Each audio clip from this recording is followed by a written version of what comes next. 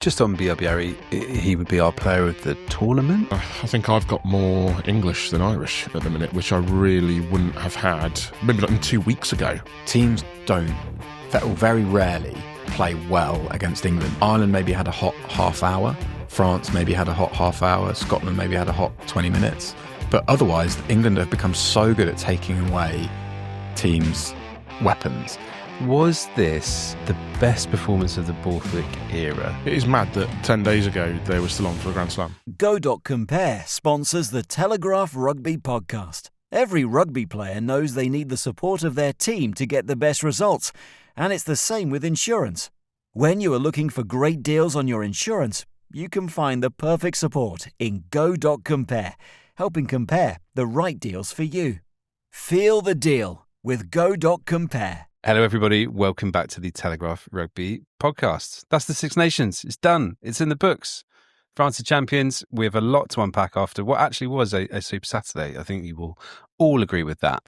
I'm Ben Coles, the Telegraph Rugby reporter, and I've got senior rugby writer Charlie Morgan with me. Hi, Charlie. Let's go, Colesy. And I've got rugby reporter Charles Richardson with me. Hello, Charles. Hello. Charlie, you were so hyped up there that it caught me off guard. Let's do it. What was your highlight of the weekend? Strong. I had two. A very wholesome one. My brother lives in Cardiff, so I got to stay with him, his lovely wife Jenny, and their beautiful twins. That was just a really nice time. As far as a rugby highlight, Henry Pollock's just debut in its totality. Just lots of really fun stuff about it. Arriving in the 49th minute, I think he shouted "Let's go" as well, and actually cracked up Ben Curry, and then just the inevitability with which he sort of scored 2 tries and just beamed, and then in the mix zone afterwards was dapping up journalists, or trying to dap up journalists when we were sort of offering very stiff sort of handshakes. Just he's really infectious in his enthusiasm and positivity, and it was a riot. Lions captain?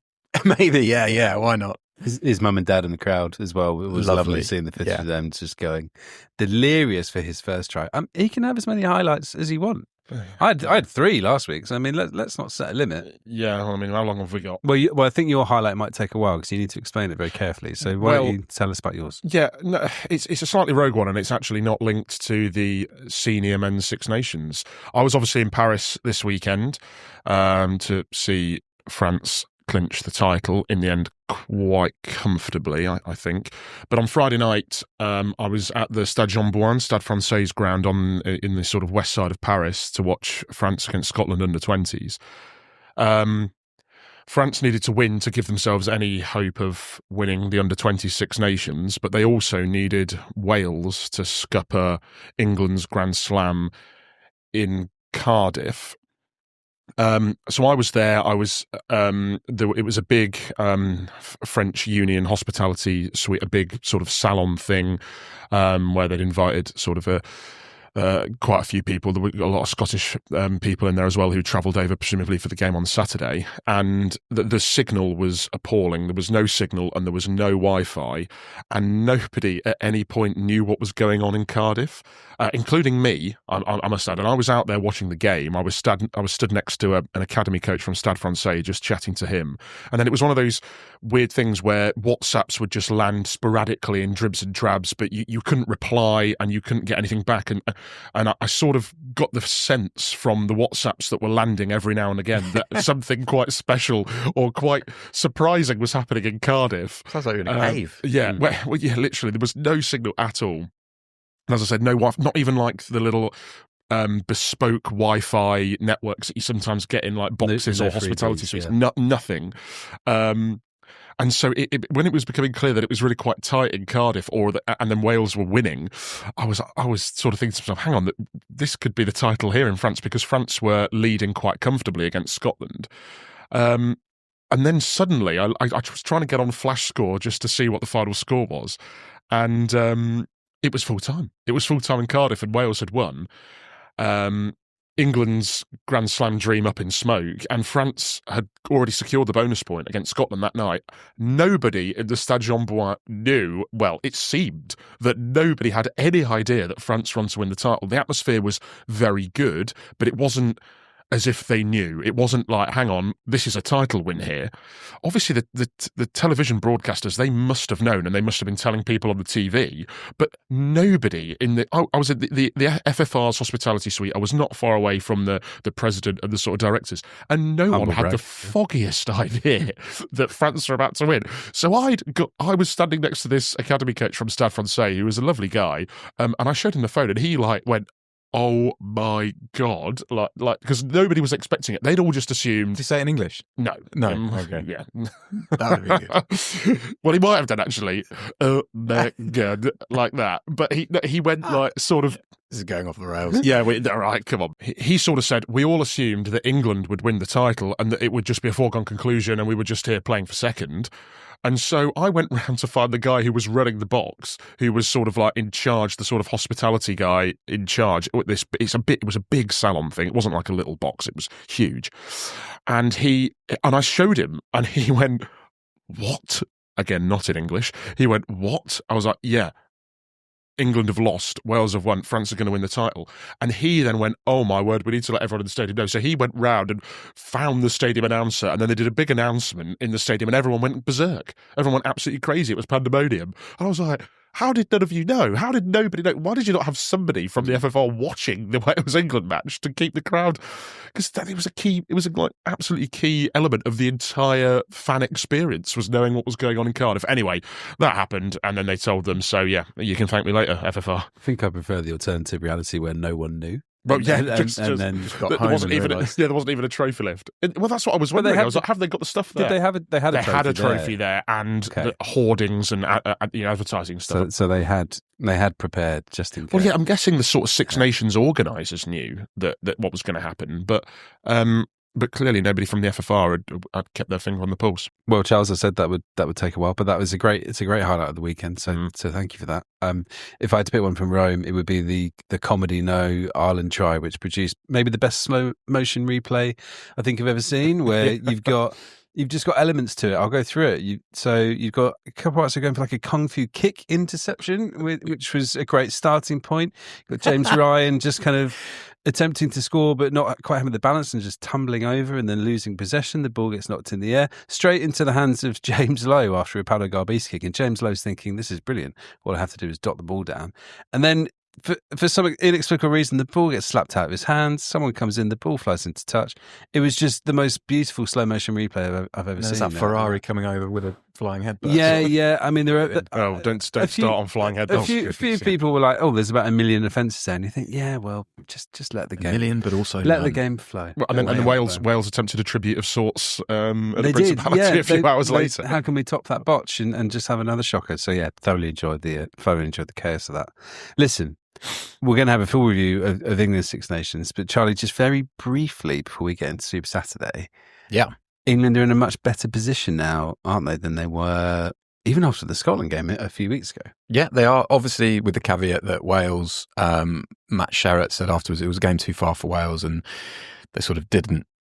The atmosphere was great, actually, to start, and England just sucked that out with just really an accurate sort of first 10 minutes that yielded a couple of tries in between, a sort of disallowed try for Wales. Or sorry, was that after the first two England tries? I can't quite remember the order of it, but no, England's accuracy sort of sucked the energy out of the crowd in a sort of classic fashion, and then they just sort of rolled on through. The replacements that we touched on with Henry Pollock came off the bench and added impetus, and Wales subsided, and it gives a really nice sheen to the campaign as a whole. We'd set up this last game, hadn't we, as a really kind of slippery one, and that would have framed had it even been an edgy win, it would have framed the whole campaign totally differently. But you've got to be careful, and Steve Borthwick absolutely will be. They won't get too high after this, as they weren't, as they say, getting too low during the sort of run of defeats. But certainly really encouraging for loads of reasons, not least because of the sort of ambition that they showed in attack, and also those young guys coming on and adding value. Charles, we'll chat lines a bit later as well, but if you're Andy Farrell, this has been actually not a great championship, because I feel like the kind of crystal clear ideas you might have had at the start are now a bit hazier, and picking this squad was always going to be a hard exercise, but it feels quite hard now to narrow down some positions, doesn't it? Yeah, absolutely. Well, obviously, we were just sketching out a bit of a squad beforehand, and I think I've got more English than Irish at the minute, which I really wouldn't have had 2 months ago. Maybe like 2 weeks ago, I wouldn't have had that. Who is the most unexpected England player that you've got? Unexpected given, probably Ben Curry. Yeah. Probably Ben Curry in the... I mean, I'm not saying that that's not doing him a disservice. He's been amazing, but I don't think anyone would have had him in a Lions squad a month ago. I don't think many people would have had him in an England squad. Well, that's it, isn't it? And even the fact that he's been a test regular was not something that we forecast back in, I don't know, January or in the autumn. He's been awesome off the bench. Which game was it in particular where he was good off the bench? Scotland, yeah, where he was superb off the bench. But he's been great off the bench frequently, and he was excellent in Dublin, even in that loss with his brother. And yeah, ace in the Principality, absolutely ace. Yeah, just head and shoulders above everybody else on back rowers on the field of either side. Right, let's get into this chunky recap of what was a very Super Saturday. Okay, we're going to go reverse order. We're going to start with the last game, the late game in Paris. What time did you get to bed, actually, Charles? Because it's 9 p.m. 1:45 a.m. local time. And that sounds like I've, gone out and sort of joined in with the Parisian revelry. And he had? Absolutely not. No. Stade de France, straight to the hotel, straight to bed. You sent me a picture of yourself within the Parisian revelry, and you weren't revelling. You were very much trying to get home. Well, I was on the metro, yeah. And I was on being squished on a sort of very busy metro back to my hotel, where everyone else there was 3 sheets to the wind and probably heading straight into town to try and find pubs, bars, and deservedly whatnot. so. Yeah, absolutely. After a title win, which you, to your credit, Charles, you saw coming, and actually.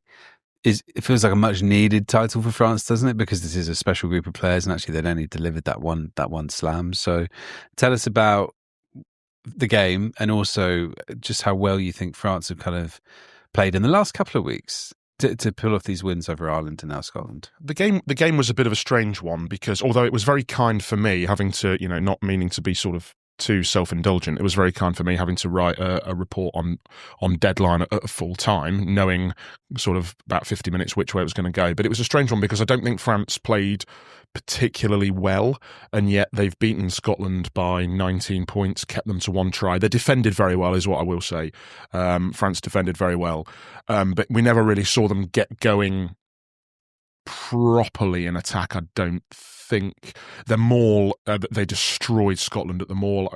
Scotland did very well, a bit of sort of last-ditch scramble defence at maul, but they were really, really on the back foot there, and they just did. Jamie Ritchie a couple of times was exceptional one time he collapsed a maul and got yellow carded, but then there was a couple of other times where he came in at key moments with Scotland really on the ropes. There was one great jackal turnover, and there was some other good maul defence from him. But how they got there, I don't think we can look past the 7-1 either, and just the power that France have in that squad and the way that they deploy it is, pretty. It's not unique, obviously, because South Africa do it similarly as well. But I think it's unique in the Six Nations. I don't think any other home nation or Italy could go 7-1 effectively. They do, and it has been incredibly effective for them. And we saw in the Ireland game how they just ran away with it for the last half an hour. And although they didn't run away with it here, they knew that all they needed to do was win, and they did it, as I said, by 19 points. Restricting Scotland to 1 try. Scotland did play their part. Like, it was close at half time, but in the end, it felt pretty comfortable for France. It never, after 60 minutes, it never felt like there was going to be anything other than maybe even 55 minutes. That Bielle-Biarrey try, where there was the fudged switch between Finn Russell and Darcy Graham. From then on, it felt pretty routine. Yeah, that was the killer moment, wasn't it? And with just on Bielle-Biarrey, I think he would be our player of the tournament. I'm guessing, looking around, I think he's the one who kind of sticks out for me the most. Yeah, I think so. And I think the only irritating thing for a lot of us is that, well, not me, because obviously I've followed France quite a lot throughout live, but the only time that you saw him, Charlie, was in the crunch at Twickenham, and he was a bit naff and looked a bit off it. Whereas, you really wanted to see him. You're thinking this is a sort of generational player. You've come to see him and you want him to sort of put on a show. But he was a bit naff, wasn't he? Yeah, but I think I was just wondering whether players like in the back five of that pack a bit. So Cross was very impressive, but also reasonably well managed at Twickenham by England. It's always these. It's so difficult to get a Grand Slam, isn't it? And Ireland obviously slipped up in pretty spectacular fashion against France, who themselves sort of previously had just stumbled at Twickenham. It's so difficult to get those 5 wins on a bounce. But it's a bit of a cop out with young. I loved Guillard. I thought he was fantastic. What a find. Yeah, great find. And that's kind of. They're just producing them still. How old's Bielle-Biarrey? 21. He's 21. I think if Guillard was player of the tournament, that would really throw open a lot of discussion. Which I would enjoy, but I'm not sure. No. It doesn't matter. Just a quick Bielle-Biarrey fact. So he got 8 tries in the tournament, which ties him for the most ever in a single tournament by any player, joining Cyril Lowe for England in 1914. And Ian Smith for Scotland in 1925. So actually, I was gunning for him to get one more just to break the record, because I thought that would have been quite cool. He broke the record for the Six Nations era. Yes. So the Six Nations era, obviously it was Stockdale. It's actually easier. 7 Stockdale 2018. I was going to say, which is not usually, But he's the Six Nations record holder, but now tied the championship. And France also scored more tries than any team ever in the whole championship. Yes. Well, it was the tournament with the most tries ever as well, wasn't it? We broke the 100 try barrier. So 101 tries, so surpassing, I think 2023's 91, which the last shows. round. If you get in the mix, if you're starting out a tournament to try and hit a lot of tries, you would want to get to the 5th round, because the 5th round can just get really loose. There was a period in the middle of the game in Cardiff where the Luke Cowan-Dickey tap tackle on Blair Murray, but that passage goes on. That's about one of about 10 mad things that happens in an unbroken passage. It's just that, and that just encapsulates what the final weekend can be a lot of the time. It really can grow very loose. Yeah, gets loose. Can we chat about the Malvaca incident? Gregor Townsend's comments afterwards were quite interesting, wasn't he? Where he basically said, we've taken decision-making away from referees. Like, a referee should have the courage and conviction to, if they see it on the field, just to give a straight red card, and that the bunker gives referees a bit of an out, was how he phrased it. Charles, what was your reaction to it? Do you think it should have been a red? Do you think yellow was the right decision? There's a lot going on here, I think, because Gregor and Rory Darge both believed that it was an intentional headbutt and should have been a red card.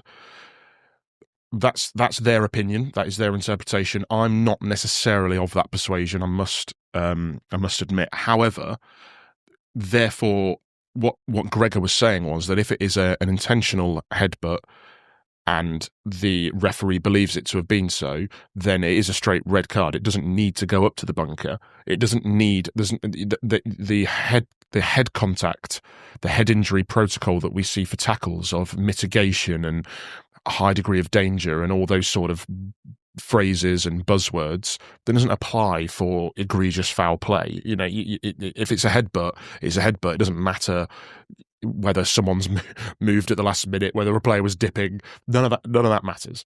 So if they think it's a headbutt, it should have been. The only thing it wasn't was a 20-minute red, I think, because that's for a technical offence.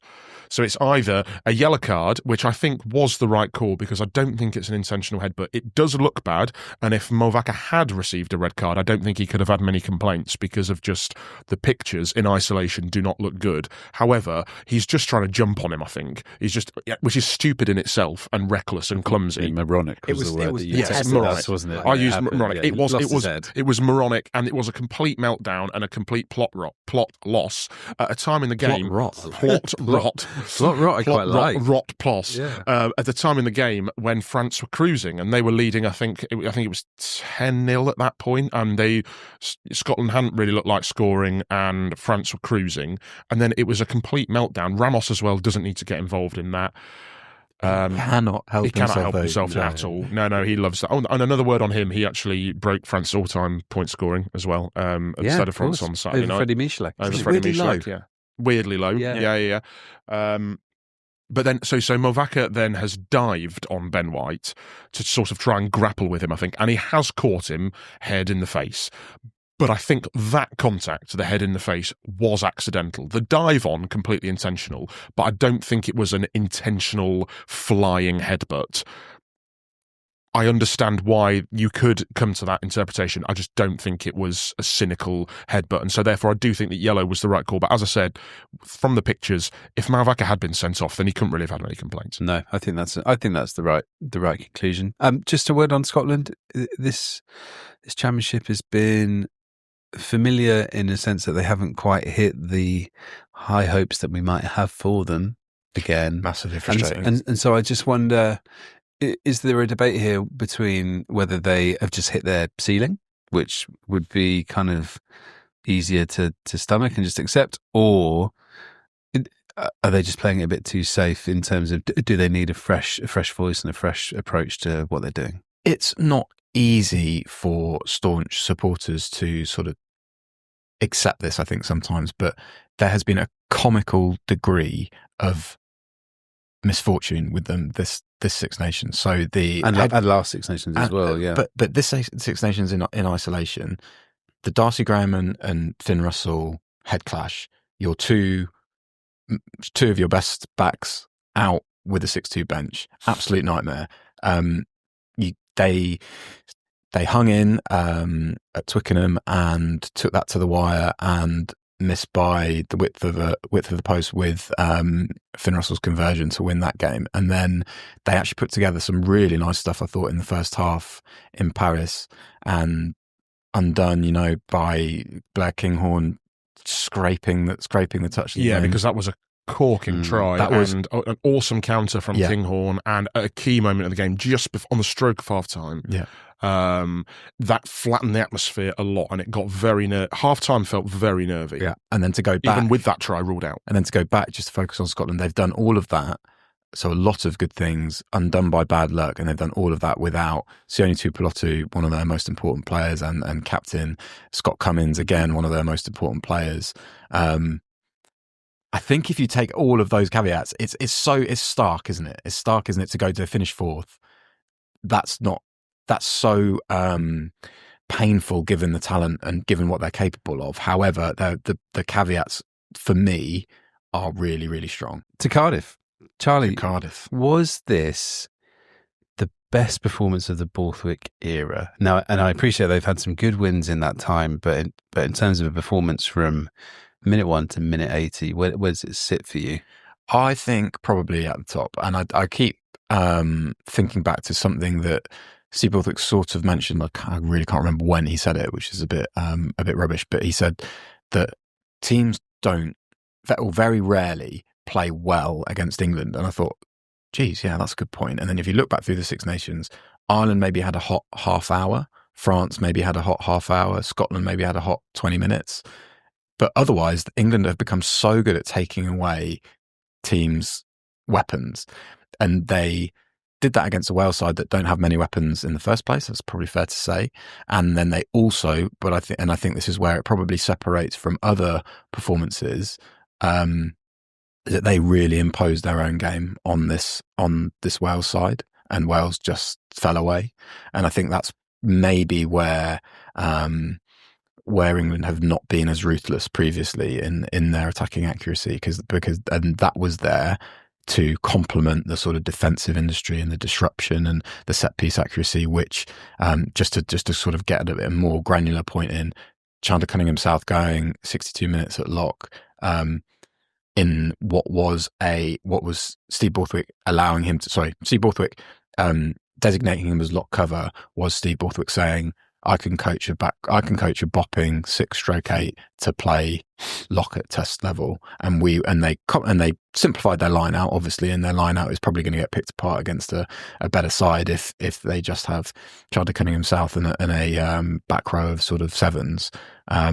But it was really impressive for this game in isolation, for sure. You mentioned ruthless. That's the word I keep thinking about with this performance, because Charles, after that second Ben Thomas try, the game could have petered out, and actually England piled on the points after that and got I think three more tries in that late spell. And that's when I actually stopped watching at that second Ben Thomas try, because I had to get into the Stade de France to get into the sort of press area at the Stade de France, because I just assumed that would be sort of it now, because it was the 70-ish.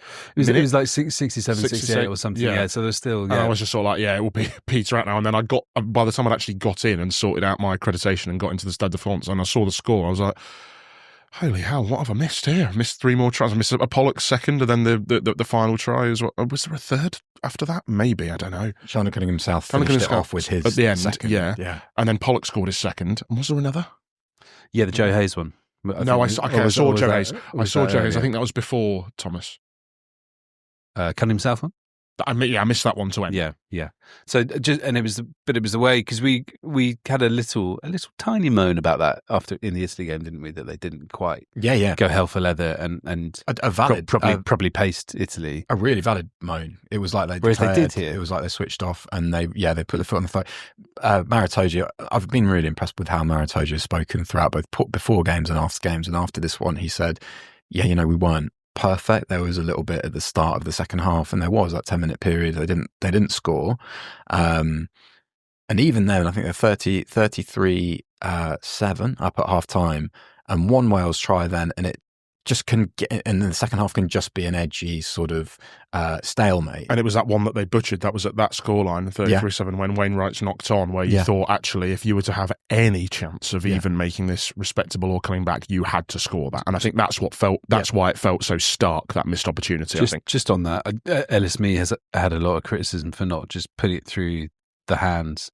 I don't hate his option of trying to split the tacklers and getting the offload away. It's more that just Maxwell and now and Wainwright had hands of stone and weren't quite ready to take it in. There was a shaky 10 minutes in the first half as well from England when the Bielle-Biarrey try was ruled out correctly, a little bit, nausea and esoteric, that law that's ruled out that Bielle-Biarrey try. But around that time when that try was ruled out, England did wobble a little bit, or at least not wobble, but just got a little bit flat, and they weren't continuing with that momentum. They lost the momentum a little bit, I think. They were always, what impressed me is that they were always it wasn't going to be as straightforward, and as even despite the scoreline, it wasn't, as we've just said there, with a couple of little patches that England went through, because the atmosphere was incredible to start with, really, really loud. And as I said, sort of first up, England had to be accurate and sharp and quite clever to sort of nullify that and make sure that they were on top and just give Wales no footholds in the game. And even when there were those really subtle footholds, England sort of came through. And I've seen a lot of people say, Ben Earl had half an hour at 12, and you've got to temper praise of Henry Pollock because it was Wales, but it was a Wales side that England made play poorly, as they have done for a lot of other sides, and that goes a long way. It's a Wales side that pushed Ireland and who gave Scotland a real scare a week beforehand. So not like completely inept. Charlie, I need to ask you, who is England's heading coach, and how much do they get paid? Because they seem to be working on this, and we had the Joe Marler one at the World Cup as well. So this is a common thread that they're getting their heads on. And then was it Daly? Daly for the breakaway Mitchell try. I've watched that loads of times. I couldn't see because it was he's sort of like bending in, and that's why they said no knock on. You guys know where the press box is. The press box is essentially where Wales are moving the ball towards there. So I didn't see anything and just thought, that's a knock on, they'll come back for that. And that was kind of, it was very much that. Do you know what? Actually, that period was when they just brought on Ben Earl.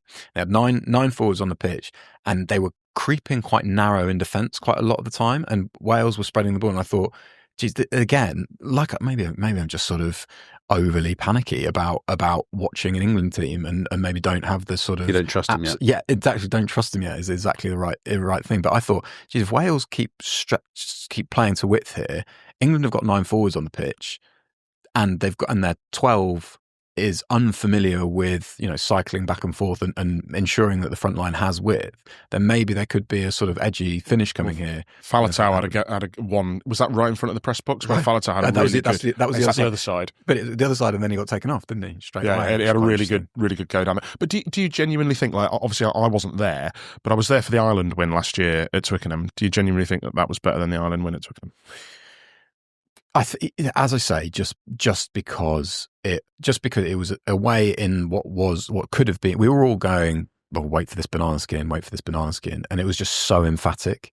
I think it was different. It was obviously the Ireland side that they beat were far higher quality than the Wales side that they beat, but just the manner of it, I think, and I think how much attacking sort of content variety was in it was really impressive.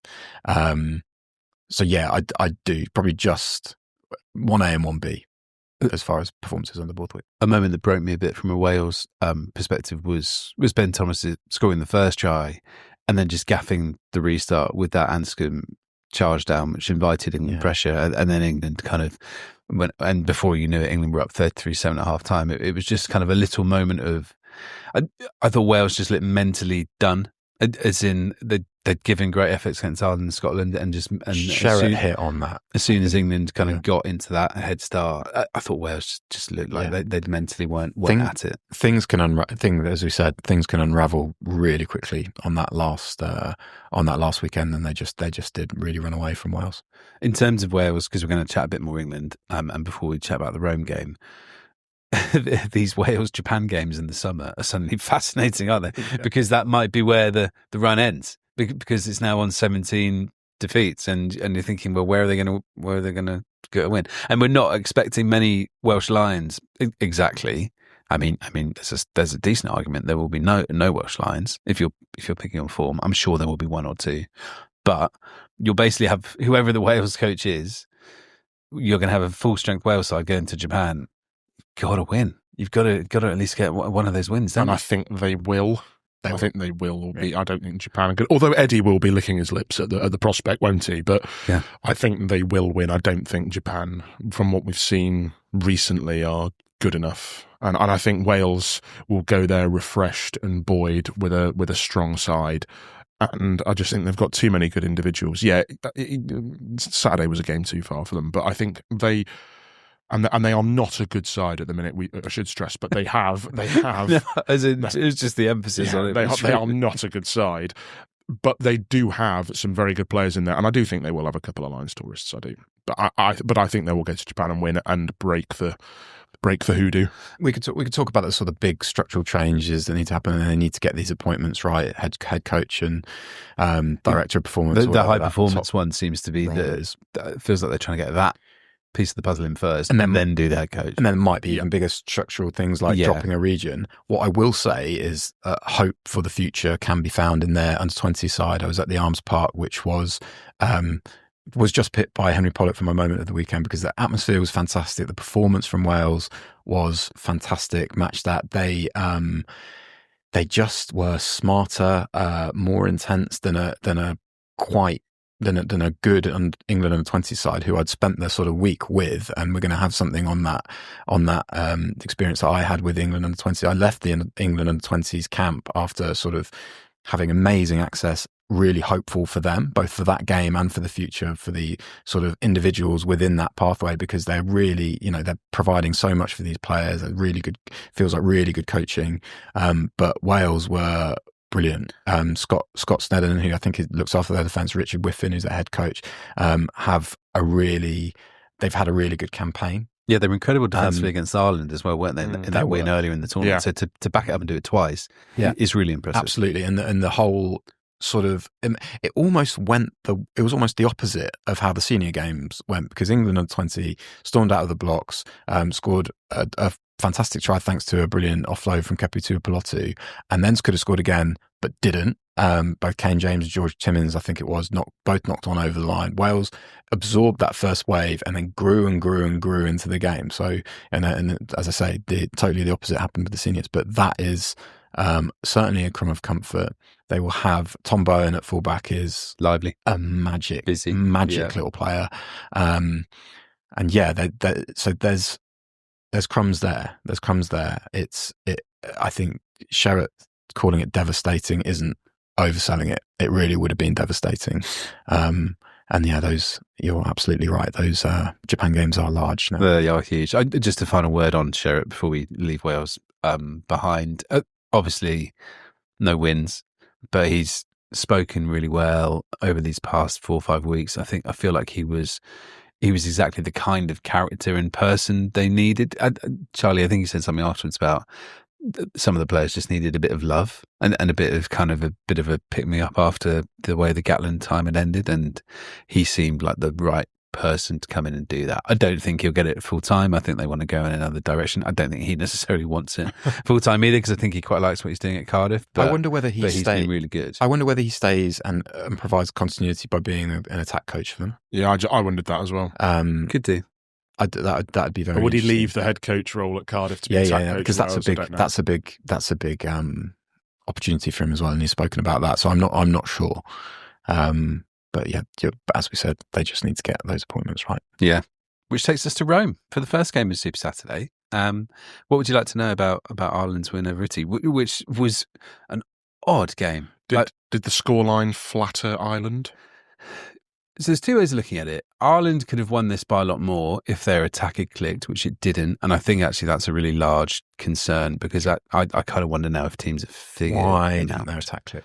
Because teams, I think, defensively are no longer rushing out of the line at full pace to try and shut them down and stop that width. Instead, they're sort of just like standing there and blocking the wider channels. And so you can try all your intricate switchbacks and pullback passes, but if you haven't created the space because defenders haven't been sucked in, then there's nowhere to go. And so you sort of got flashes of Ireland doing that with their attack. I remember Mac Hansen at one point cutting through, and that was because your classic Leinster loop move actually came off for once, but it just didn't for the majority, and Italy defended that really well. So you could argue that Ireland should have won by a lot more, or you could argue that Italy should be furious with themselves for completely losing their heads on 3 occasions with 3 of the dumbest cards I have ever seen. And I can't think of another way to describe them. The collection of Michel Hilamaro slapping the ball out of Gibson Park's hand, just he was fuming as he went off, seeing throw his gum shield. Was it gum shield? I thought it was strapping because it was so light that he's given it beans for this throw, and it flew back. And he had to pick it up, which was like the saw last. it from the stands. I couldn't tell what it was, but he did have to do like the awkward shuffle to the side to pick it up. Friend of the pod, Kelly, of course. But like, what a guy! And not to go too hard on a friend of the pod, he's your like regular captain. But he's your leader. It was a you real. Cannot do that. Yeah. The Vincent one, like basically trying to rearrange Hugo Keenan's nose with his like head on head chasing a restart. That was so clumsy. That was clumsy. The Lamoureux one was way more stupid than Vincent. I think. Yeah. Vincent. It's unforgivable as well. It's but stupid it was from like complete loss of technique. Yes, and exactly. And like awareness and just charging. But it was slightly more forgivable. And then at the end, where the game is like still kind of alive, like Nicotera just looks at Peter Romani's head sticking out of a ruck and he thinks, "Oh, I'll fly into that then," and and that was actually later upgraded to a red card as well. So technically, it was 2 red cards and 1 yellow card. Just maddening. And yet they only lost by 5 points. This is it. With 2 reds and a yellow. And the Vincent red card was on, or that yellow card, which then got upgraded to red, was on 48 minutes. So they played the final half hour with 14 players and very end with 13. That's damning for Ireland. I was ticked off. Is that damning for Ireland? Yeah, it is. Yeah, of course, because Italy were right in the game. They looked flat in the first half, and then to not put that side away. I know they had tried disallowed, didn't they? Also, from an Italian perspective, it was probably the best. It was Menincello's best game, and a few people were sort of saying, "Why is he not in team of the tournament?" I think if we're honest, Menincello and Brex haven't played as well this year as they did last year. They played really well. Flashes, haven't they? They played really, really well. But the tournament as a whole, Italy didn't quite click in the first 2 games or 3 games from an attacking perspective. They did a bit against France, but it was then they were just blown off the park, weren't they? So. But here against Ireland, they were finding half gaps and making these half breaks, and Menincello was great. So yeah, I think he's 12 in a World 15. To be honest, I think he's a fantastic player. Does he not play 13 and they switch? Don't they? Him and Brex. I think Brex wears 13, but plays. He's always at first receiving. He's always here. I mean, they play left and right almost. Brex's distribution. Is just involuntary. I mean, are they the best centre partnership in the world? Yeah, I think they are as a combo. I think they are the best combination. Lions that's brilliant. if the Lions were picking Italians, they'd pick Sergio Parisse at number 8. In terms of Ireland, I think the attack needs to be reassessed because I think teams have worked it out a bit. It has felt a bit changing of the guard-y, hasn't it? Because obviously not the police, not the Irish police, not the Garda, but because of Healy and because of Omani and because of Conor Murray retiring, I think you're starting to see where depth is a slight issue in some positions, combined for their with under-20s. The under-20s. Yeah. Now, the Ireland under-20s, it looked completely different from the team that lost that final to England under-20s last summer because they've had a really hard refresh. Semi. Yeah. But even so, there's a bit of a worry about the depth and where it's coming through in certain positions. And so I kind of think they're in an interesting spot. We kind of glossed over the lack of Andy Farrell of it all because they were going so well in the first 2-3 weeks. We thought, they're going to win a title without Farrell. But actually, I think it was a factor. It is mad that 10 days ago they were still on for the Grand Slam. Yeah, they were still, genuinely a week last Friday. And how much would that take out of that? That's the context of that Rome performance. You've got to how much would being battered by a 7-1 bench and having your Grand Slam chance slip away, having the chance of a three-peat. Because we expected a reaction like France after Twickenham, didn't we? Whereas actually France had a couple of weeks rest to stew and refresh. Whereas Ireland just didn't. I must say, the Irish fans travelled incredibly well. It looked like you were in Dublin. There were so many green shirts in the Stadio Olimpico. I read somewhere on Twitter there was a reason for it, or an added reason. It was like half term. There was like a perfect storm of it being Paddy's weekend. Paddy's weekend, half term. I think the schools were off, and obviously everyone, when they'd have originally booked it, would have been expecting Ireland to seal the title in Rome. But I've been told that it is a bank holiday today for Paddy's Day in Ireland. Bank holiday weekend, which is also why.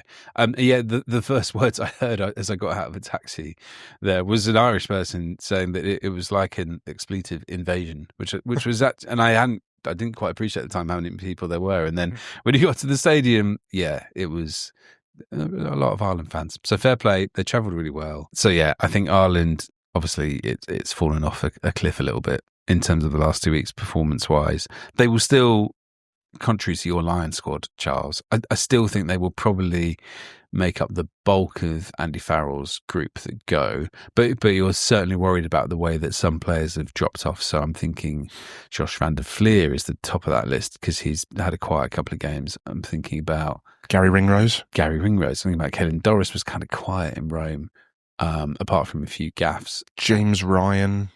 Joe McCarthy. Even Gibson Park the last couple of weeks has been nowhere near his kind of peak. I don't think anyone's saying that they're bad players, or I don't think anyone's saying that Jamison Gibson Park won't go. But I just think where it was all such a foregone conclusion before the tournament, I don't think it is now. I think Joe McCarthy as well. I think everyone would have had him in the squad, and now I'm sort of a little bit on the fence with him. I think Tadhg Beirne will go. James Ryan, I don't think he will. So in the end, I had more English than Irish, but I still had loads of Irish in. There'll still be lots of Irish tourists, but I think 6-8 weeks ago, it was dominated by Irish, and I don't think it is now. They've had a flat finish, and I think that caps off what will be for them a very disappointing Six Nations. But that finishes our Super Saturday discussion, and we'll chat Lions a bit later. We're going to dig a little bit more into what this campaign means for England and for Steve Borthwick as they look ahead to the summer. Go.Compare sponsors the Telegraph Rugby Podcast. Go.Compare is a proud sponsor of the WRU, offering support across all levels of rugby. We are big believers in the importance of grassroots rugby, and that's why we partnered with Telegraph Media Group to launch the Making a Difference campaign. From volunteers to groundsmen, referees to coaches, we wanted to celebrate the people who are really making a difference and reward them with £5,000 for their club to improve the grassroots game. Go to telegraph.co.uk/making a difference to find out more about the grassroots heroes who won our prize pot this year. Go.compare. Feel the deal. Just like rugby, running a business takes grit, hard work, and a great team behind you. That's where Funding Circle comes in. As sponsors of Premiership Rugby, they're backing businesses like yours with access to fast, hassle-free finance to help you thrive. From coffee shops to kit manufacturers, they backed over 100,000 businesses with more than £13 billion since 2010. To find out how Funding Circle can help get your business goals over the line, visit fundingcircle.com/rugby. So, to recap on England, 4 wins out of 5. Steve Walford said that he didn't have a wins target from the RFU, but that's not what we believe, is it? I'm not sure. I've no idea. I feel like we'd heard. Certainly. Has he got a wins target for the year? As in, is it a calendar year? 4 wins for the year? No, that would be amazing. Is it a calendar year? Quite a few execs will do. Because there is in the annual report, there is a bonus that is allied to the performance of the England senior men's team. What I will say is that there's definitely, and supporters are tired of hearing it, there's an awareness that he's refreshing the team, and Conor O'Shea, who's the sort of director of performance there, is certainly being patient about that and knowing that they're trying to get results while bleeding in new players, and the sort of overall age profile of the side is fairly promising. So that's why it's sort of been a double win, I guess, this strong finish for England. Do you think the plan was always to open it up against Italy and Wales in terms of the attack like they did, or was it more reactive to the Scotland game?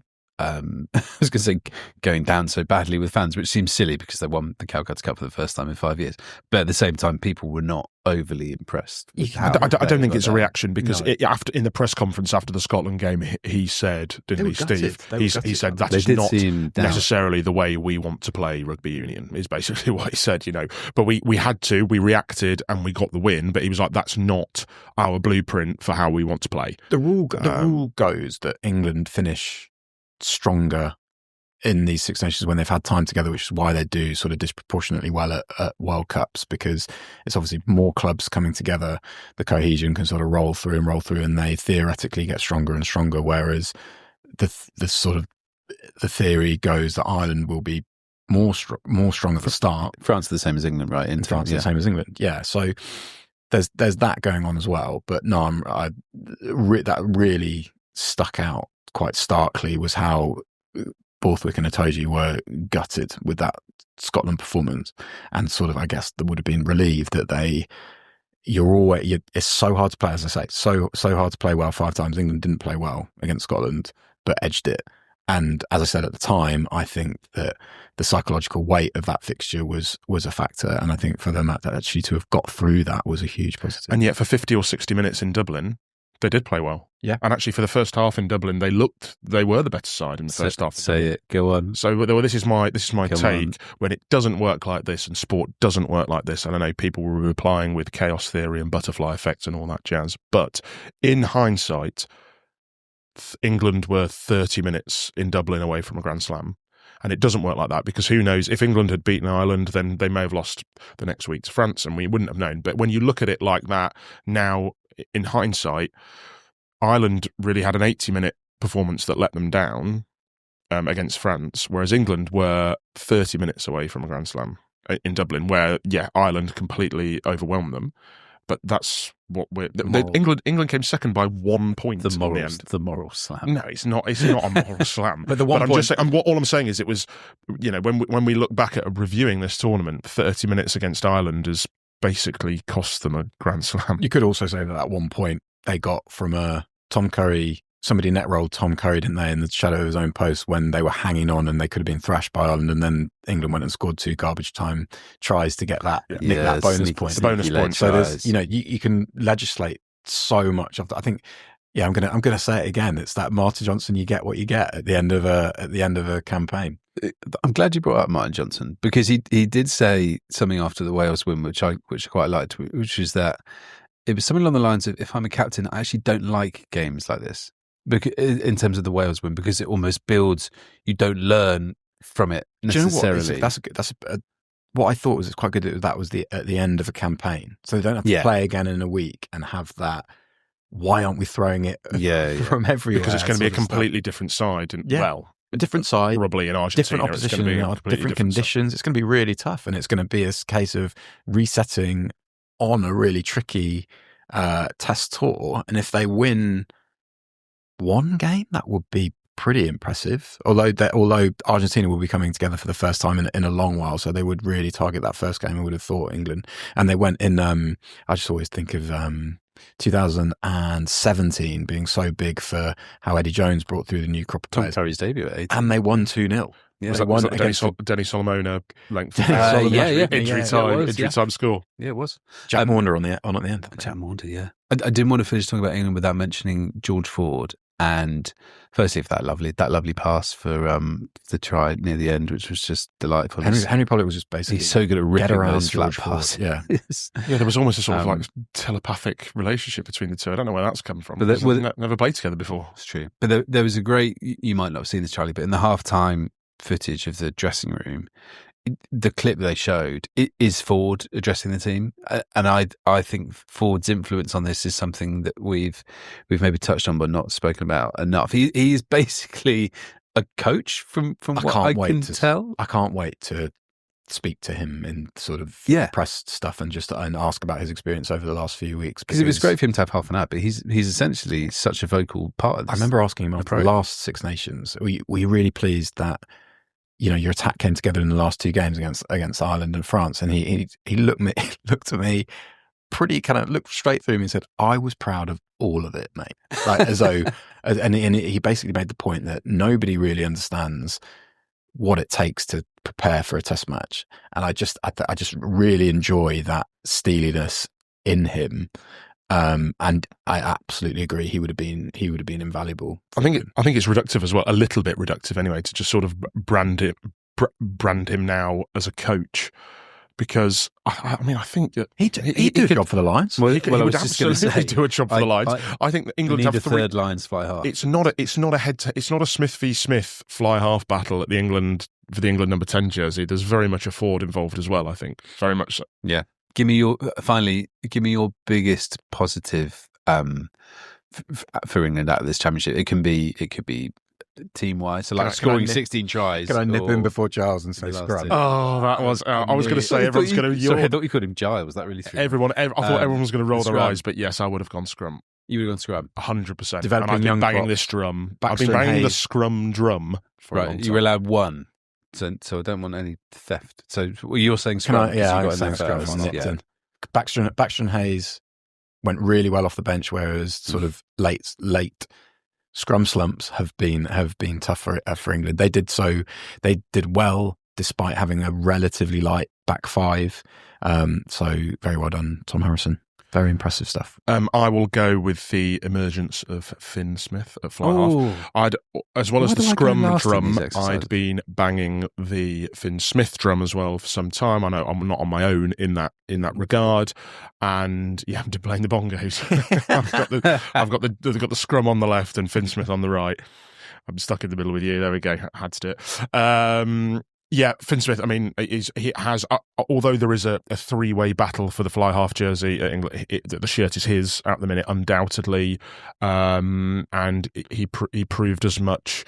I love his composure, I love his defensive aggression, I love his willingness to get stuck in. He's a proper competitor, but he's also got some very, classy touches in him. His distribution is genius at times. Some of his passing is beautiful. Been really impressed by him, and I think it's only the beginning for him. I was going to go with Finn Smith, so I'll let you steal that. What was nice about Finn Smith was that we had that half hour against Japan, was it, in the autumn, where we were all like, I wonder if they would actually look better with Finn Smith at 10 awesome pass, than Marcus Smith. And actually that has turned out to be true. Well, because you've stolen that, I will go for the evolution of Will Stewart, because that ties in with the scrum, but it's not just the scrum, it's his stuff in the loose as well. And he's gone from a player who we weren't sure would necessarily be on the Lions tour necessarily back in November to thinking that he could be a test starter. Well, I think he's gone from a player who we were discussing whether he was actually England's first choice tight head, and now he's a Lions shoe-in to get on the plane and could quite easily compete with Ty Furlong and whoever is the third tie head on that. Again, get him an enhanced EPS contract. Yes, his lack of enhanced EPS contract is slightly So bizarre. I did ask Steve Borthwick about that at one press conference, and he said that they're all going to be reviewed at the end of the season,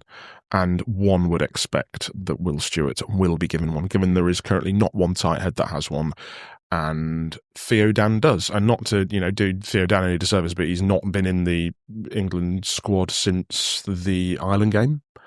He's going to have a big summer, though. I think he's going to have a big summer, of course. And I'm not saying it's a swap. It's an in and out, because he's got eight more to play with. He's got 25. But all I'm saying is, if you're Will Stewart, then you're going, well, Theo Dan's got one and he's not playing, and I'm probably going to be going on a Lions tour and I've not got one. Yeah. So sort it out. I can't find the nice words that Steve Borthwick said about Will Stewart, but he basically just talked about his conditioning and fixing his scrummaging high and movement. Just lots of nice things. Footwork. Yeah, he would be my positive.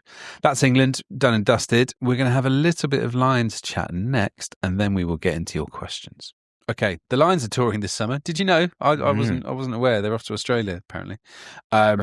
We've only picked about 10 mock squads this. Why wouldn't you, with our fantastic tool? It's fun. Oh, that is... Get on it. Company man. We're allowed... Tell us more. We're allowing you an extra prop, which is a bit naughty, I think. But the 7 props, that pinch point. That gives you a lot of flexibility. I think the most interesting Lions shift in momentum after this weekend has been with the captaincy, because now there seems to be this kind of groundswell towards...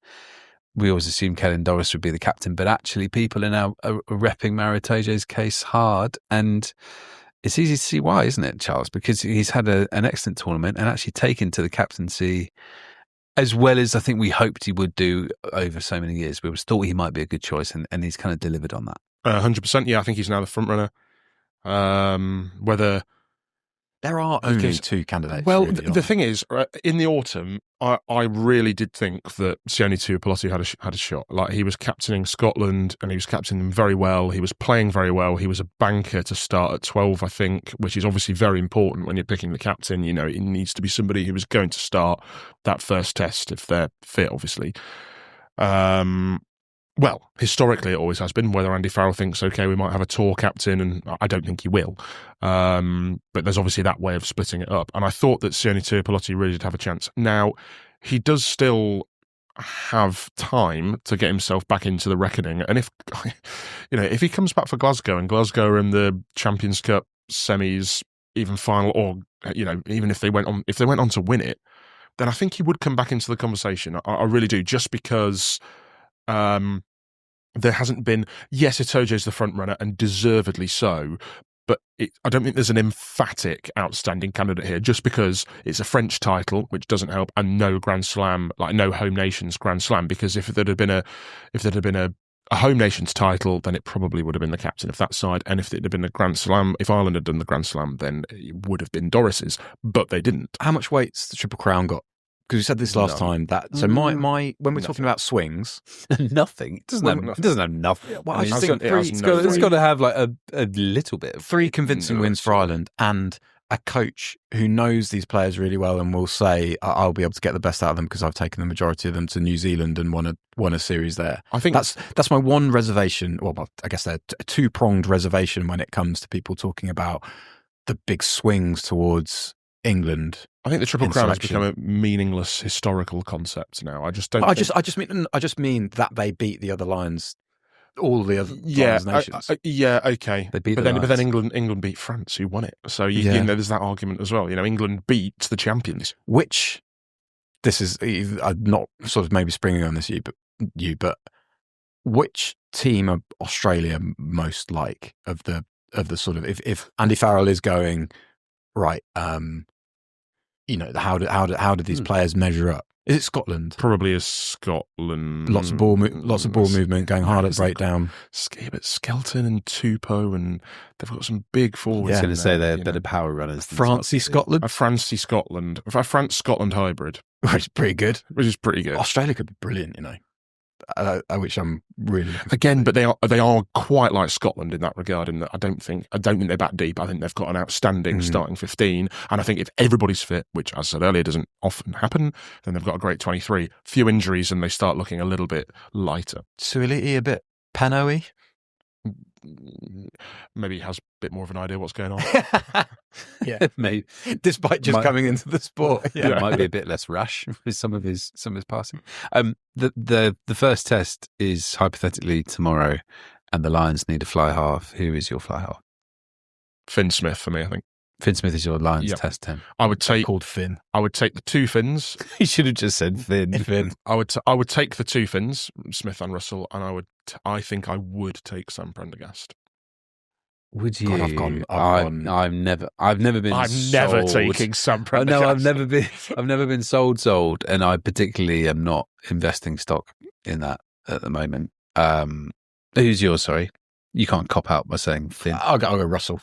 I think I would go Russell. I think Finn Russell's really interesting. He's had a good tournament, not an exceptional tournament. I think Finn Smith has had a better tournament, but I think if I had a Lions test match tomorrow, I would want Finn Russell because I love the idea of Gibson Park and Finn Russell together for some reason, and how they might balance each other out. Imagine how many threats that has, and how much that kind of fills the field. I think Ben White's going. I'm going to throw that in now. I think it's a Thomas Williams. No, I think Thomas Williams. Yeah, Ben White. Ben White's come out of nowhere, hasn't he? Without going on the Lions stuff. Never heard of him with his 20 starts for Scotland in the last couple of years.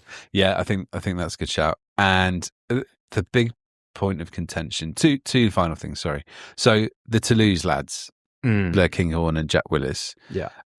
Charles, not to put you on the spot, but you might be best placed to explain logistically why this is a bit of a nightmare. So the top 14 final is the same day as the game against the Western Force, I want to say, which is the first tour game. Bear with me 2 seconds because I've literally written it down. I'll fill it in. So I think that is right. The top 14 final is on Saturday, June 28th. Which is the top 14 final day. That's the top 14 final. And that's the day of the Western Force game. That's the day of the Western Force. Sure. So if Toulouse are there... Which realistically they will be, although no Dupont, but they still should be. It still would be a rank underperformance and a rank underachievement if they weren't. If Toulouse are there, then Blair Kinghorn and Jack Willis, if they are selected for the Lions tour, will miss 3 Lions matches. Yes. 2 on tour and the one in Dublin. They wouldn't. So they'd miss the Lions Argentina game on June 20 because that's semi-final weekend, and then they'd miss the Force game, which is the day of the final, and then they wouldn't get out in time for the Queens and Reds game in Brisbane, unless they were just chucked in at the deep end, which seems unnecessary. Which seems from a player welfare angle, it seems a bit over the top. Well, yeah, I mean, they'll still have a week off, but it's just what's the point in chucking them in? They're not going to be able to sort of prove themselves, are they? Especially if I think we're probably of the opinion here that the 15 shirt. Blair Kinghorn might be the favourite for the 15 shirt at the minute. So yes, what's the point in just chucking him in at the deep end with no preparation for him to then potentially not show his full potential? And then you're looking at, we wanted Blair to play fullback, but he's not playing that well. So I think realistically they're going to have to miss 3 matches. But the disruption feels worth it for Kinghorn, and it probably does feel worth it for Willis with the caveat that back row is just mad. That's where Kinghorn is potentially more of a you'd keep a seat back for him. It would be incredibly bizarre of Farrell though to say, okay, I'm selecting Kinghorn and I know you're missing 3 games, but I'm not picking Jack Willis because of the 3 games. But it's the back row, isn't it? The back row day. Willis could be squeezed out, couldn't he? He could be squeezed out by Ben Curry. He could be, but if he's good enough and he thinks that the 3 games aren't an issue for Kinghorn, then the 3 games aren't an issue for Willis either. Especially as how many second rows can play 6 as well. Yeah, I said it last week, and I'll say it again. And I'm probably making the point more because I'm going to the game, but there's a lot. It's May 8th, isn't it, that it's picked? Those Champions Cup games are big. Always are. Toulon Sale, where potentially 2 Currys against Jack Willis with Kinghorn. George Ford, that's really big, I think, for the Lions conversation. To round the table quickly, would you have Willis? Because to tease this out, listeners, we're all picking Lions squads today, and I think they're going to be out on the website on Tuesday. I would have Willis and Kinghorn, but I think we are not privy to the Lions' logistical arrangements, and if it's logistically not possible to have one of them, then I wouldn't have either of them. So for me, it's all or nothing. I would have both or neither. God, if you didn't have Kinghorn... What are you doing? Keenan. Well, I mean, George Furbank is going to be coming back and playing for Northampton. Yeah. I guess you can. And I believe Furbank, couldn't you? Either one of our columnists, I can't remember who, apologies, it was either Warren Gatland or Serene McGeekin, said that I think it was Warren Gatland, said that they would take George Furbank on the Lions tour last year. I don't think I'm against the idea of Furbank, but not over. I think I would have the disruption of them missing a few games. This is stealing a point off. You also have Marcus Smith. Stealing up a point off our colleague Harry Latham Call. He's all in on Kinghorn at 14, which I like actually. Plays on the wing a lot for Toulouse. Yeah, he does. But not in the big games. In the big games, he kept in the Champions Cup final last year. He kept Ramos on the bench. Kinghorn. He was at 15. Wow. As you can see, listeners, it's very hard to pick a Lions squad, but Charlie's plugged it already. You can do it yourself using our very good Lions selection tool. See if you can make Andy Farrell's job a little easier. I'm glad I dodged that Willis question because please answer. At the minute, because I haven't seen him for a little bit, I'm probably no, and I'm edging towards those guys that have done really well in the Six Nations. Ask me after that Sale Toulouse game. But I'm asking you now, Charlie. I'm a no. No, you're a no. Having been a yes before the Six Nations, I'll probably be a yes again after I watch. I would be a yes as well, I reckon. Okay, time for your questions. Thank you very much for sending them in. Charlie, you just wanted to issue a quick clarification, didn't you? Yeah, I can't remember what I said, but it's Sale Toulouse. We've had an Ipso complaint. It's Sale Toulouse and it's Saracens Toulon. Jack Willis has not joined Toulon, is what you're and I'm going me. to both, so I don't turn up at the wrong stadium on the wrong day. I would actually love it if you just get that. You'd be at the right stadium, but you'd just be expecting Saracens to be at Toulouse and Sale to be at Toulon. I could miss them both. Well, yeah. Oh, man. You've sent us so many questions over the last 8-9 weeks. Thank you very much for doing that. A very thank you. The first one from Andy. If buts and maybes, but what difference would it have made if England's Wales and Ireland games had been switched? So if they'd started with this 60-point pummeling. This is moral ashes stuff. Well, to answer your question, they might have lost to Wales because they start slow, and they might be in Ireland. To answer your question, Warren Gatland could still be Wales head coach. Yeah. I don't think they would have lost to Wales first up, but I don't think they would have won as emphatically as they did last weekend. Would be my answer. That's fair.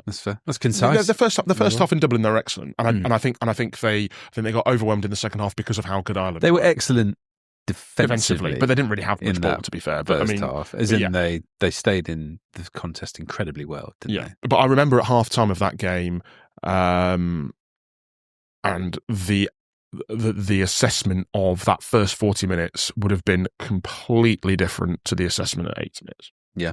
Completely different.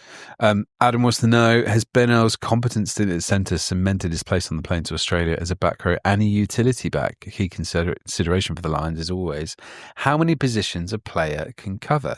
It's a good question. I don't fully like the idea of... I don't think the Lions are going to be like playing the Reds and having Ben Earl at 12, to be clear. No, but I think it works great as a stopgap, like as a proper emergency. God, might they go 7-1, the Lions?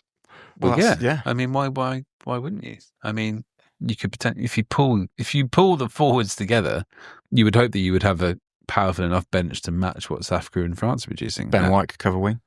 Ben White could cover wing. Plug it and just get him going. In a 7-1, anyone can cover the wing. I feel like Ben Earl could cover wing. But what do you think? I mean, you've watched England the most this Six Nations, and you've seen that. You've written about Earl. I have. What was the question? Whether it's cemented? I don't think it matters much for his Lions. Was he going anyway? I don't think he is or he isn't, but I don't think that necessarily moves the dial too much. Okay. Maybe it does it, but it's the 7-1 that moves it. I think they'll have enough. They're 23. If they go 6-2, will be very versatile. Someone like Daly, Osborne, Jordan, or they will. And if they're pondering 7-1, that might have piqued Andy Farrell's interest as a option. So maybe coming full circle. Maybe a tiny bit it has enhanced his prospects of going, but not massively, I wouldn't say. If it was a 50-50, then that might, rather than tossing a coin, they might just go... Can't forget he's been at 7 and 8. So that's I was going to say, he plays 2 of the 3 back row positions and can cover 12 in an emergency. Is this 7-1 thing just going to get out of hand where like replacement backs form a union for better representation? Who's going to be first to go 8-0? Yeah. I could see that happening. Maybe not. I was blown away by how good Jegu was. Yeah. And there are going to be wings that can cover 9, like a Colby. Yeah. So yeah, why not? It's a good question. One from Fraser. Fraser wants to know who will be given the remaining 8 elite enhanced players squad contracts. So Will Stewart hasn't got one, and he's perplexed by that. So we've sort of said that they might get a complete rejig. Well, I don't know. I don't think there'll be a complete rejig, but I think Will Stewart, as we said, he's got 8 to play with. Will Stewart will surely get one. Maybe Joe Hayes. He was on the bench for every game. Pollock, maybe. Looking at the list, in terms of the players who have one that could potentially not have one moving forward, you could say Henry Slade potentially might lose out on one. Is George Martin really harsh? I know he's just been injured, but they won't get rid of George Martin. You would probably keep his. As Luke Cowan, are there 3 hookers? No, so there's only Dan and Jamie George. So you'd expect Luke Cowan-Dickie to get one, and maybe Dan. Maybe Dan will, maintain. I think Dan. There's a reason they're thinking 2027 with him. Oh, 100%. I wouldn't necessarily get rid of him, but I'd probably give Luke Cowan-Dickie George one. Ford has one, and I don't necessarily disagree with that. But is that also the best use of one? Like, yes, if he's staying if it's helping him staying in England, yeah, and it's also giving him a bit of dough for the coaching he's doing. He's also on 99 caps, I should point out. So potentially could be his big 100th in. Do you remember how good he was Argentina? Speaking of 2017 in Argentina, do you remember how good he was? Oh, so good. Oh, listen, and Henry Arundel. What, as in could get one? Yes, From that is true. Yeah, coming back to the Premiership with Bath, that is a very good point. And he would be in the Theo Dan supreme athlete if we're really on top of him and refine him, use our coaching to refine him. Then he's going to be a weapon. Does Slightholme have one? He doesn't. He doesn't have one. Roebuck and Slightholme would surely be in the conversation as well. Dingwall? And maybe even Dingwall. Dingwall as well could be one. Ben Curry doesn't have one, for the record. Oh, Ben Curry will surely. So that is one to consider. And maybe Tom Willis. It could be Tom Willis. It was. I tell you what was surprising at the weekend was that they brought on Henry Pollock and not Tom Willis when Tommy Freeman went off and they moved Ben out to centre. Yeah, because they needed a number 8. They needed someone to come on and play number 8, and they brought Pollock on and not Tom Willis. Up and down tournament. Did they need pace? Did they need real loads of mobility? Not that Tom Essentially, Willis but you needed a number 8, and they had an out-and-out number 8 on the bench, and they brought on someone who was not an out-and-out number 8. Shout out to Nick Berry's ref mic, by the way, before we finish off, which was picking up everything. It was picking up Genge's chirping. There was a brilliant bit where England got a free kick because Wales didn't want to engage, and Genge just went mental at Will John and was like, "What are you doing? You're a tired prop. You're meant to want to score." Genge was on one. Genge was he was feisty from the off. Wasn't he? He had to go Daft Jenkins for a reason that I've rewound that many times and I couldn't see why. What was it? At the first try, the opening try, Daft Jenkins is sort of at that pick and go. England go through Daft Jenkins, and then Genge runs over and taps him on the head and has a bit of a go at him. He had a presser, didn't he? Daft Jenkins said that we can't have England winning in. Oh, is that what it was? Yes. I wouldn't be surprised if that was... Ellis Genge getting in Pollock's ear when he came on was nice. It gave him a little slap. I asked Pollock what he'd said, and he said, he just told me to be myself, which is really nice. Ellis Genge's soft skills, I can't remember who this came up in conversation with, but do you remember when him and Afo Sogbon had a nice exchange after the Bristol Gloucester game earlier this season? I think he really has those skills where he gets a lot out of young players. Yeah. He's very good at that. There was one other bit. Oh, yeah. Once you know that England's call for a kick is disco, it is all you hear on the TV. Oh, yeah. All throughout was just disco. Given it's such an open secret, you might as well just call box kick. You might as well just call it box now and just go box. Well, no, then they do something different and they pull into the pit lane and it's a bit of a disaster. It doesn't work quite as well. Right, that's it for today, but it's also it for the Six Nations. That's the last podcast for a little while. Thank you very much, listeners, for sticking with us over the last 8 episodes, is it? I think I've lost track, actually. Thanks, everybody. Thank you, Charles. Thank you, Charlie. Thank you to Jeremy and everyone behind the glass as well. Thank you for all of your hard work and for trying to keep us on track. And for knowing when Irish bank holidays are. Thank you to all of our guests as well that we've had. And a big thanks to everybody who's watched us on YouTube or downloaded the podcast. domestic rugby's back in European rugby for the rest of the season, but there's loads of build up to the Lions tour. I heard there's a selector tool. Charlie, do you want people to use that? I'd love you to. Yeah, okay. Dive in. Okay, great. Please use the selector tool. Hopefully we'll be back in the summer. I think we'll be back in the summer. Watch this space. But until then, thank you very much for listening to us, and goodbye. Go.compare sponsors the Telegraph Rugby Podcast. Every rugby player knows they need the support of their team to get the best results, and it's the same with insurance. When you are looking for great deals on your insurance, you can find the perfect support in Go.compare, helping compare the right deals for you. Feel the deal with Go.compare.